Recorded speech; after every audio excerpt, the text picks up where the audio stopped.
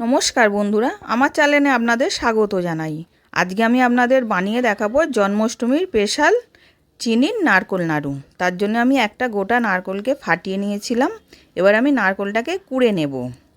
এবার নারকোলটা কোড়া হয়ে গেছে, ওর মধ্যে আমি 200 গ্রাম চিনি দিলাম।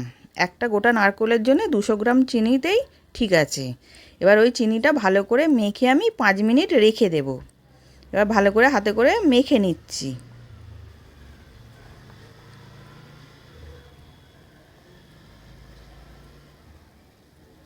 এবার মাখা হয়ে গেছে, আমি রেখে দিলাম।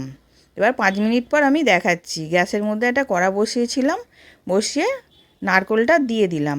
দিয়ে ভালো করে নেড়ে নেড়ে আমি পাক করে নেব নারকোলটাকে। এবার কিছুটা পাক হয়ে গেছে। এবার ওর মধ্যে আমি 1 প্যাকেট গুঁড়ো দুধ দিলাম, ছোটো এলাচ গুঁড়ো দিলাম, দিয়ে ভালো করে মিশিয়ে পাক করে নেব।